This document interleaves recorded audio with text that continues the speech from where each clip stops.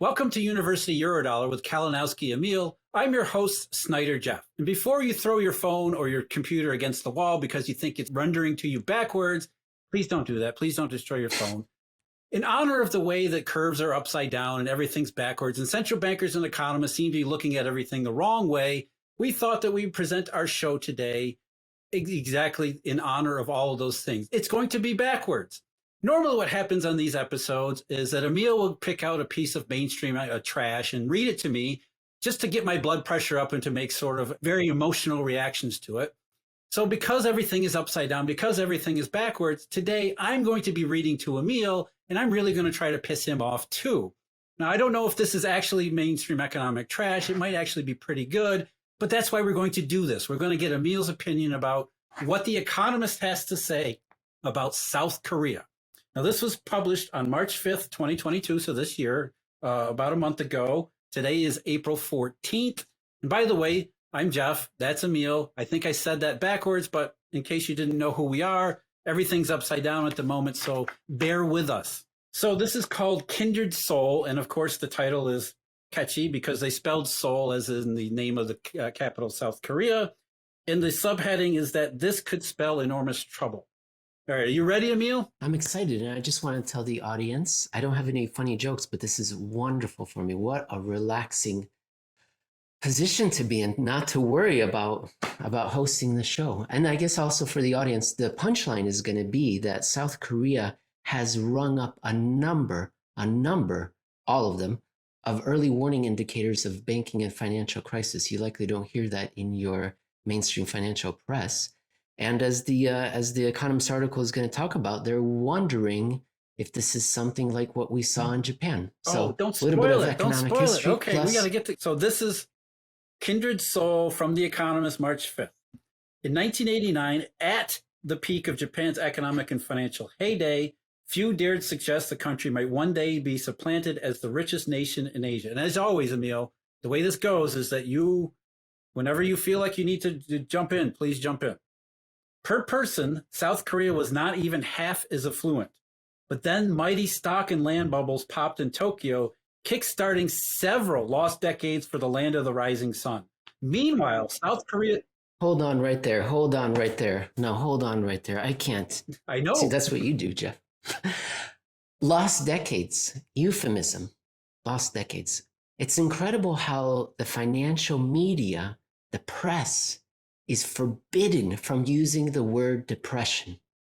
Unbelievable. Can you imagine having a recession that lasts several you mean like decades? The Great Lost Decade? What a euphemism. Wasn't that the 30s? Well, yeah, exactly. You don't hear that the Great Lost Decade. Unbelievable euphemism. It always bothers me. It's like saying there's a foreign object in your side when actually it's a harpoon. Okay. There's a foreign object. Okay. Go on. Meanwhile, South Korea's economy boomed. By 2018, its GDP per person, adjusted for purchasing power, topped Japan. Similarities between the two economies extend beyond converging income levels. Both built their wealth during periods of export-led growth. Now, South Korea's working-age population is shrinking, as Japan's did after the mid-1990s. Most uncanny are echoes between the financial risk which emerged in Japan in the late 1980s and those mounting in South Korea today. They, too, could trap Asia's mightiest tiger in the doldrums for decades. Jeff, we often don't talk about Japan in the late 1980s, but I feel like we should, as that maybe was a precursor. We always look to Japan as the leading indicator. What happened for the world, unfortunately, as you say? Can you tell the audience, what happened in the late 1980s? And later we'll talk about what may have happened in the 1990s.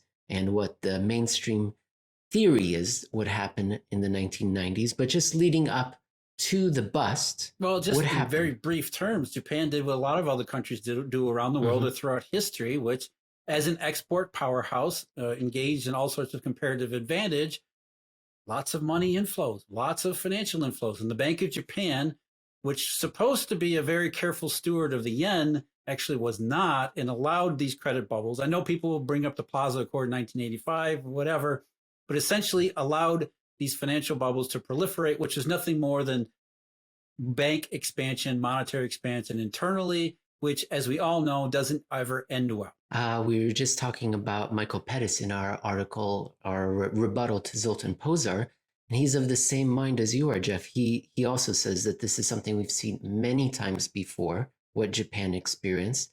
And he also writes that Plaza Accord was nothing, a big nothing burger, that it's completely an unsophisticated way of determining capital inflows and trade deficits as to whether or not a currency is valued at a certain peg, that there are much more sophisticated ways of trying to steal, quote, I'm using that word now, steal demand from other countries and boost your export sector and boost your economy relative to what it could support internally, naturally. And he says currencies, forget it. And that's why he was saying when President Trump was negotiating and putting up tariffs and discussing whether or not the currency should be revalued, that just completely was missing the point. Don't you think, Emil, that that's sort of like the old school, old style thinking? That's like, yeah, it makes sense when you're under a fixed exchange pegs and things like that. But the focus on the value of currency rather than the direction of currency, I think to me seems at least misplaced. He also says that it's the focus on bilateral currencies is mistaken, to your point of a global currency system. He says having a trade war or tariff or deal to rebalance your trade deficit with a particular country is temporary, because that trade will then go to another country from the offending country, because they're not going to give up. They want to keep all their people employed. And then that will flow back into the United States. So you need a global policy in order to address your trade deficit, not bilateral ones. What about super expensive houses? Let's talk about that. Super expensive houses have become a major issue in South Korea's tight presidential election, which takes place on March 9th. Obviously, we're a month after that. I don't really know who won, but it's an issue. It's a funny one. It's funny, Jeff. I don't know exactly who won either, but the Economist explained it as the least of the most hated candidates. So there were two candidates, both of whom were despised, as the Economist explains. And it just sort of reminded me of the 2016 election, but I don't remember the Economist at the time writing, the least despised of the two most despicable candidates won. Yeah. And you know what I'm trying to say, right, Jeff? It's not the gander, goose, something. All right, thanks, Economist, for being consistent. Go on. Okay, the outgoing government's repeated efforts to rein in the property market through tighter loan-to-value restrictions on mortgage lending and steeper taxes on owners of multiple homes have had little effect. Low interest rates and an aging population seeking rental income as it nears retirement have proved stronger forces. There is no specific threshold beyond which the value of all land in a country relative to the size of its economy suggests asset prices are unsustainable. Well, there's common sense. But the ratio for South Korea is both high by international standards and relative to the country's recent history. It now runs at 5 times GDP, up from around 4 times in 2013. At the peak of Japan's folly, the value of all land rose to 5.4 times GDP before collapsing through the 90s. Key point, key paragraph, and we're going to discuss the residential property early warning indicator that the Bank of International Settlements has done for us, that it warns us whether or not something is wrong in a particular country and whether it will lead to a financial crisis. In fact, the BIS has data going back a long time and has done many studies, and they have found that a certain threshold, once it's triggered, there's a 50% chance, at least historically, but they're saying that this is prospective as well, of a banking crisis within 3 years once you reach a certain threshold. So we'll talk about whether or not... Emil, is there a scalability to that? If it gets to one threshold, there's a 50% chance. If it gets to a higher threshold, it's a 70, you know what I'm saying? Is it sort of just a 50-50 kind of a thing? And then, you hang on with your fingers crossed, or is there a way to monitor and update? I believe there is a way to monitor and update it. They provide the probabilities both of a false positive and just the actual direct hit. And they provide that in a table in a report that's called Adding to the Family, Early Warning Indicators. So people can look this up. But yes, they provide a scale where you can follow it along, but they just as the general benchmark, they always stick with the 50% in 3 years for all the early warning indicators. Well, that makes, 50% is way, way too uncomfortable. Yeah, if I remember, another report wrote something similar. They did a similar study using different measures, and they found that if you pick a random country in any random year, going back to World War II, the chance of a banking crisis is 7%. So just for comparison's sake, this is quite serious. 7% versus 50% within 3 years. Especially since we know banking crises don't really work out good for the average person. Jeff, that paragraph has some good information in it, but also some conflicting stuff in there, right? They do say there is no specific threshold beyond which the value of all land in a country is bad news. But then, I was going to say, South Korean people and firms have been borrowing at a frantic pace. In September last year. Oh, wait, before you go on, before I still have something to say, because then they do say, but then they compare it to GDP and compare it to Japan's GDP. And that's conflating a little bit because, again, South Korea is different than Japan, and there's no specific threshold.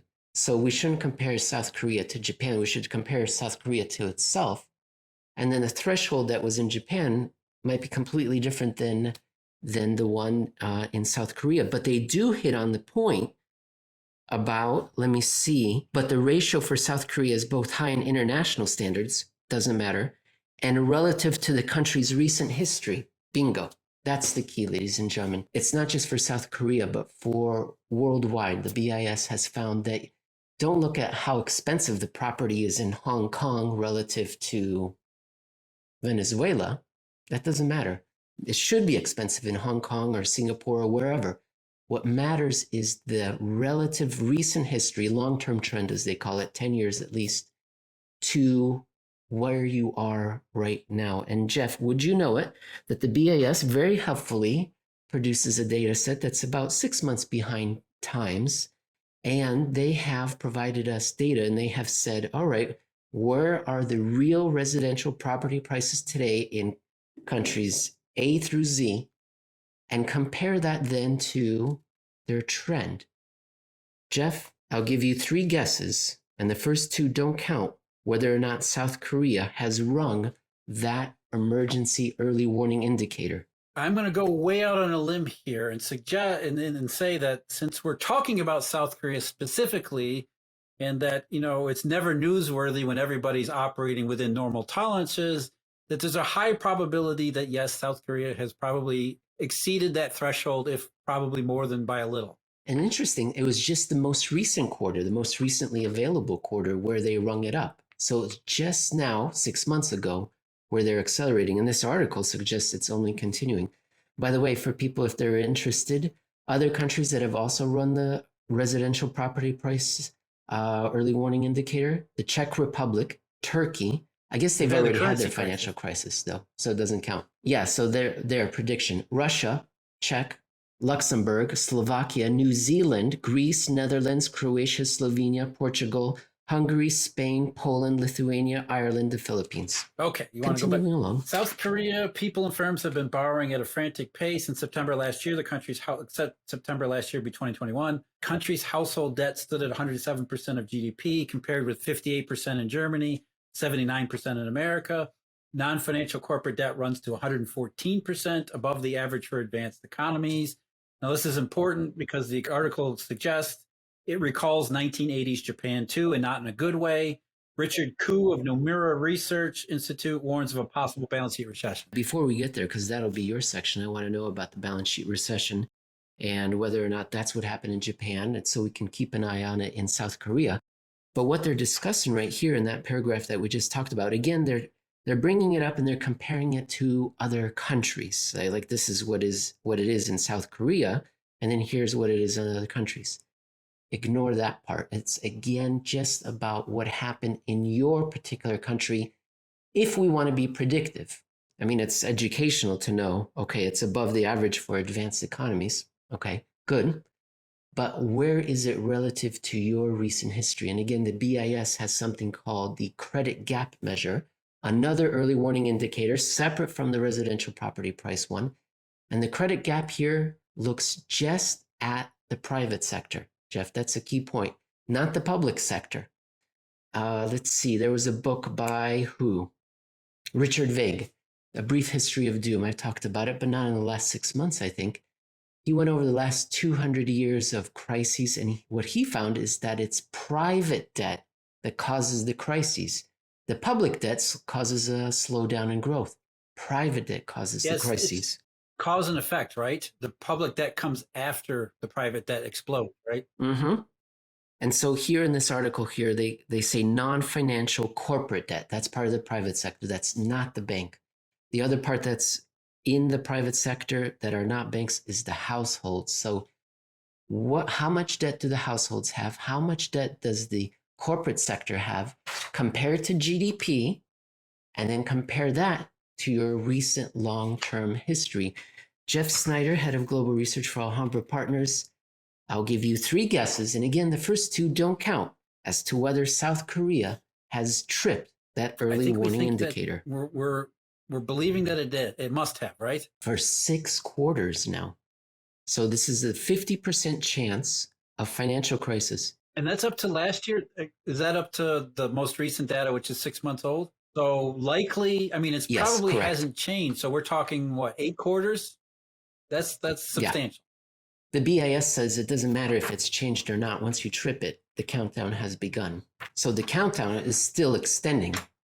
Bingo. Sort of like yield curve inversion then, right? Once it happens, we've gone too far. For those keeping score at home, other countries that have joined Korea include Canada, Sweden, Turkey, but we've already had, Turkey. They've already had their crisis. Norway, Hong Kong, France, Switzerland, also China, Chile, Luxembourg, Argentina, Germany, and Brazil. Maybe we don't want to include Hong Kong or the other financial centers like Switzerland because they're holding on behalf of others debt that doesn't belong to that nation. So, okay, we don't have to. We could exclude them if we wanted to. A deeper investigation needed. All right, continuing on. Richard Koo, balance sheet recession. Balance sheet recession. In 2020, the IMF flagged that South Korea was only one accident away from a damaging balance sheet recession. Although lending to subprime borrowers was limited, it noted that about half of South Korea's household credit was either linked to floating interest rates or required large lump sum repayments, meaning it would need to be refinanced at potentially higher interest rates. Higher interest rates. We're going to be talking about the debt service ratio. How much income do you have relative to the interest that you owe on the debt, including the amortization of the principal? Now, the BIS, thankfully, collects that data, beats all the bankers over the head, demands answers, gets them, collates it for us, and we can take a look at the debt service ratio per country to see if, again, relative to its own history and GDP, is it over and above a certain threshold that suggests a financial crisis is likely? And I'm going to give you the results, ladies and gentlemen. But Jeff, balance sheet recession, Richard Koo, do you think he was right about what happened in Japan? What is the balance sheet recession anyway? Okay, tell us why. Not even close. Well, balance sheet recession, is Emil, is simply where we run up too much debt, whether it's a household or private businesses. They say we got to cut back until it makes more sense given our levels of income. So the economy falls off into contraction, and it has a weak recovery from that contraction because neither households nor businesses are taking on new debt. But eventually, things normalize. Consumers, businesses get comfortable with taking on debt again. The balance sheet recession ends, and we go back to normal. Obviously, that didn't happen in Japan because here we are on their, I'm sorry, Emil, 4th lost decade. So I don't think it was a balance sheet recession. Again, this is just the private sector. Corporations, households, but not banks. We're excluding them. Well, here's the question for you, right? This is the Economist this is the Economist article again. Yes. Has the dreaded accident arrived? South Korea was one of the first major economies to raise interest rates during the pandemic, and it has now done so 3 times. So is South Korea, Emil, is South Korea a vision of our future? Well, Jeff, the central bank may have raised rates, but I don't know what that has to do with market setting rates, right? How dare you? How dare you say such a thing? At the short end, yes, but if I remember correctly, Mr. Russell Napier did an analysis of this, and his cocktail napkin, that's my saying, cocktail napkin, he's a professional, so he had a nice piece of parchment which he did this calculation on. And it was more of a 5-year or 7-year average duration of debt for corporate and households, something like that. So if we're talking about short-term debt and the central bank in South Korea raised their rates, okay, but this is more towards that end of the curve where it's the economy deciding what rates should be. Jeff, the 5 to 7 year period, where are we when in that sense of real economy influence versus central bank influence? Well, it's going to be different from every system. So in South Korea, that might be the spot. In the US, it's around the 7-year. But your point is, I mean, that's the point that we always try to make. It's not what the Fed does. This, just reading through this, it kind of recalls, Emil, doesn't it? The middle 2000s in the U.S. Did Alan Greenspan's 17 rate hikes pop the credit bubble? No, because mortgage rates really didn't rise all that much in response, because in the United States, at least, mortgage rates are set by the Treasury yield, not the Federal Reserve. Speaking of Alan Greenspan in the early 2000s, the BIS produced these early warning indicators, at least the residential property price one, in 2000, right? They already, Borio, I believe, was one of the authors of a study. And I don't want to be a conspiracy theorist, Jeff, but if this data was available, and it is in the data, you can see it turning red worldwide. You could see it happening, coming from a mile away, not in 2008, in the quarters leading up to it, right? The 12 quarters beforehand, 3 years beforehand, the early warning indicators were ringing alarm bells. I say that Greenspan saw this and left when he could. That was Alan Greenspan's conundrum, right? Because why wouldn't you, given the fact that the housing market, not just in the US, but globally, the credit bubble had gone nuclear, why wouldn't you want to own safe and liquid instruments, anticipating they would become very necessary and more valuable in the near-term future? So, Zoltan, there's a reason why people own treasuries that has nothing to do with what the Federal Reserve says. Total debt service ratio. I explained it a little bit earlier. Ladies and gentlemen, behind, you've got 3 choices, door 1, door 2, door 3, as to whether or not South Korea has tripped this early warning indicator as well, going a full 3 for 3. I think by now the surprise is worn off, right? I mean, I think we know that it's tripped all of them. 3 for 3. They are 3 for 3, ladies and gentlemen. 3 for 3, and they join a fine list of other countries such as Canada, Sweden, the Czech Republic, Turkey, Norway, Hong Kong, France, Switzerland, Russia, and China. Maybe we can make some exceptions with Switzerland and Hong Kong. It's not their debts they're servicing relative to their economy, maybe, but we can't make that exception for Korea. Okay. Continuing on with the story. I assume the parallel means the balance sheet recession parallel or the housing bubble warning parallel has limits. Japan's financial institutions were famously poorly regulated, leaving policymakers constantly surprised by the level of damage done to the financial system. As crisis popped up repeatedly throughout the 1990s, I would argue that's wrong. Policymakers don't understand the system that they claim to be in charge of. South Korea's unusual Jeonse credit system, through which households borrow to fund lump sum rental payments, makes it difficult to assess how risky household debt truly is. But the scary similarities... Jeff, before we move on, before the scary conclusion, they just mentioned households there at the end, and the BIS provides a total economy-wide debt service ratio early warning indicator, and they found that just looking at households is predictive as well. This is our 4th early warning indicator of financial crisis within the next 3 years, 50-50 coin flip chance. 4 for 4. 4 for call that the 4. And they joined 3 other countries. The superfecta of awful? South Korea, Canada, Sweden, Norway. Household debt to service debt service ratio warning. Not countries that you would expect, right? The Scandinavian, Sweden, Norway, especially Sweden, who has a reputation of being more conservative, prudent, and things like that. Sweden has rung in 3 early warning indicators, Jeff: the credit gap, the total debt service ratio, and the household debt service ratio. Same as Norway. This deserves some sort of investigation for whoever's in charge over there. Well, let me ask you, Emil, is that because of the post-COVID environment? The fact that, places like Sweden, you maybe wouldn't think as much because they didn't restrict their economic activity as much as other places around the world. But how much is there an effect of mismatch between lack of economic growth or lack of economic recovery from 2020 and the appeal and even the subsidization of using debt from households, businesses? Obviously, we know that happened in America. It happened in Europe to a great extent, too. Are we seeing maybe some of the after effects of those types of intervention imbalances in these early warning indicators? We had these early warning indicators going off before COVID. So we had problems there already pre-existing. COVID made it worse, lowered everyone's GDP. Their GDP hasn't recovered as quickly as possible as potential. Whereas the debt, you can't erase it. It's still there. So the debt burden has grown heavier. If we had done this show when we were looking just at 2020 data, I think you would make a great point and would say we need more time. Maybe the economy is going to rebound.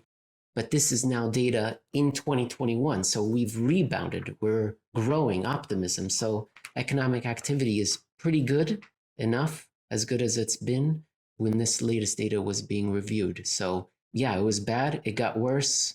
And I think the comparison still stands, though, as fair. Okay, but hey, the scary similarities will continue to grow as South Korean politicians, central bankers, and regulators endeavor to engineer a smooth end to the explosion in asset prices. They have the Japanese experience to learn from, but understanding the worst-case scenario may prove easier than avoiding it. Well, I've got bad news for the economists because they don't understand the worst-case scenario because they didn't bring up the 5th early warning indicator, which is cross-border flows. We could call that hot money flows or foreign debt. The BIS looked at foreign debt inside of a country and they said, all right, it's okay. You know what's more predictive? Cross-border claims by banks, basically. So if you see an acceleration in money coming into your country relative to your GDP, relative to your trend, recent 10-year trend or so, 3-year trend, then you may be in trouble. There's too much money coming in relative to the size of your economy, right? Let's say the United States wanted to invest. Go ahead. I'm going to say, explain that a little more so that people understand why, because it sounds like that would be a really good thing, right? If banks are giving you more money, how is that bad? It's worldwide money, an entire planet worth of money trying to funnel itself into a small country. And eventually you're just going to run out of good investment opportunities and you're going to start funding things that don't make any sense. We saw that in the Asian financial crisis, where we first 1997, 98, or as Russell Napier would tell us, it started in 96. At first, it was foreign direct investment into plant, property, equipment, businesses. But then it became hot money flows, and it's just too much for an economy to absorb. Going back to our Zoltan piece, there are only a handful, maybe 2 countries, maybe 1 country that can absorb the world's inflows, and that's the United States, maybe the United Kingdom. That's it. So for every other country, if there is a tremendous amount of money coming into your country, it's going to start funding things that are not economic. And then one day that money is going to say, I'm going to get out while the going is good. And the property prices will start falling, defaults, contagion. That's the trigger, right? I mean, when you have a high exposure to foreign money and then the money reverses, you are especially susceptible and vulnerable. It's sort of like a very wide bid-ask spread. You can't cover it without a massive price change, which is usually the worst of the worst case, right? Yes. Well, ladies and gentlemen, that's 5 early warning indicators. And Korea, unbelievably, congratulations, has rung in all 5. No one else has done that. No one else. 5 warnings. And of course, the BIS doesn't say if the probabilities They should, increase or if you do one or the other. They just provide one at a time. Yeah, I guess they should. It should be a graded model, right? If you're 5 for 5, it should change the probability somehow. Well, again, I think before common sense. So let's apply some common sense here and think if you're 5 for 5, then it's, that's a significant contribution. You would think, but they didn't provide that. They just said if you go one at a time. Korea, 5 early warning indicators. Canada, 4. Sweden, the Czech Republic, Turkey, and Norway, 3. Here are the countries with 2. Hong Kong, France, Switzerland, Russia, China, Chile, Luxembourg, Argentina, Slovakia, Germany, New Zealand, and Brazil. Jeff, there's a list that goes on to countries that have some rung in 1 warning indicator. I'll give you 3 guesses. The first 2 don't count as to whether the United States is on this list of private debt warning indicators. There is no way that the U.S. is on that list because, as we all know, the U.S. is very well run by very competent people, very smart, very technocratic. It's absolutely not possible that there could be anything wrong with the U.S. You will be surprised that you are correct. You are correct. The United States is not on this list, not for the reason you stated, but I think it's because the household sector has deleveraged so much since the great financial crisis, and because the corporate sector has continued to leverage itself, but at a pace that is not bananas, or it's not bananas relative to the United States history. So I guess it could be insane. I guess it is insane how much leverage the corporate sector has put on, but not relative to recent trends. So there you go. So what you're saying is we already had our crisis and we're still dealing with the aftermath from it. Well, I guess, thank God we're in a lost decade situation then. There you go. You know which countries are generally not on here? Emerging markets. There's a few, but emerging markets aren't so much. Perhaps that suggests. Absolutely. I think there's a lot of reasons that we could get into about why these are early warning, what's really the details behind them. And that would be relevant, obviously, to the topic of not just global macro conditions, but global money conditions as well. But that's it. We're going to leave it there for today. Again, I'm Snider Jeff. That's Kalinowski Emil. This has been University Eurodollar, and things seem to be backwards because we're living in the bizarro world. Thank you for tuning in. Any last words, Mr. Kalinowski? Nothing, Jeff. I enjoyed my time on this side of the microphone. Welcome to University Eurodollar with damn it. This is really hard. Try that again. All right. I'm ready. You're up. Are you ready? God, finally I can relax. Oh, I'm going to relax. I've been looking forward to it. Oh, yeah.